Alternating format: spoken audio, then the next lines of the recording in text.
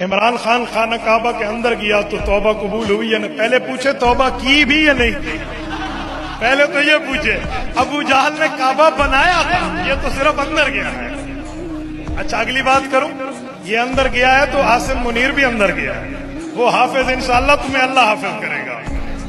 یہ JUI کا ایک مفتی ہے، اندازہ کریں یہ ایک مفتی ہے جس نے فتویٰ دینے کے لیے کورس کر رکھا ہے، لیکن اس بیچارے کو بخاری شریف کی حدیث نمبر 6104 کا پتہ نہیں ہے، جس میں اللہ کے نبی نے فرمایا ہے کہ کسی ایک مسلمان کو کسی کافر سے ملانا ایک مشرکانہ فعل ہے، ایک بہت بڑا گناہ ہے۔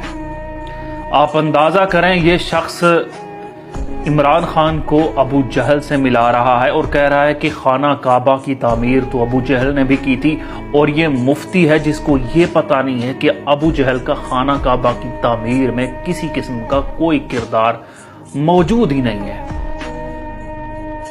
خانہ کعبہ میں جب آپ صلی اللہ علیہ وآلہ وسلم کی عمر تقریباً 35 سال تھی، اس وقت سیلاب آیا تھا جس سے خانہ کعبہ متاثر ہوا تھا، جس کی تعمیر نو کی گئی تھی، اور اس وقت بنو جو قریش قبیلہ ہے ان سب نے مل کر، جن میں ابو جہل کا قبیلہ بنو خزیم بھی تھا، انہوں نے مل کر تعمیر کیا تھا، لیکن ابو جہل نے خود جا کر کوئی اینٹ گارا پتھر رکھا، ایسی کوئی چیز کوئی ثبوت نہیں ملتا ہے۔ اور یہ مفتی ہے، اندازہ کریں یہ مفتی ہے اور اس کے فتووں کی کیا صحت ہوگی اور اس کے فتووں کے کیا طور طریقے ہوں گے۔ اور آخری بات یہ ہے کہ جناب اس سوال میں جس نے آپ کو سوال بھیجا ہے اس نے عاصم منیر کا تو ذکر ہی نہیں کیا۔ آپ عاصم منیر کو کیوں لے کے آئے؟ اگر عمران خان خانہ کعبہ میں گیا ہے تو عاصم منیر میں تو گیا ہے۔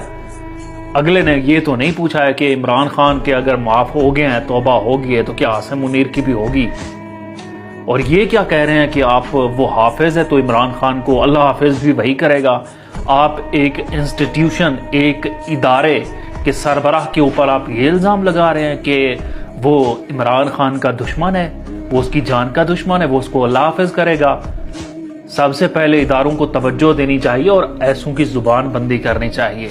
یہ وہ لوگ ہیں جو ڈائریکٹلی آپ کے اوپر الزام لگا رہے ہیں کہ نہ صرف آپ کا سیاست میں عمل دخل ہے بلکہ آپ تو عمران خان کی جان کے بھی دشمن ہیں۔ اور خدا را جو ایسے مفتیان کرام کے فیصلوں کے اوپر واہ واہ کرتے ہیں، وہ ذرا یہ ان کی بونگیاں بھی دیکھ لیں، یہ ہمارے مفتیان کرام ہیں۔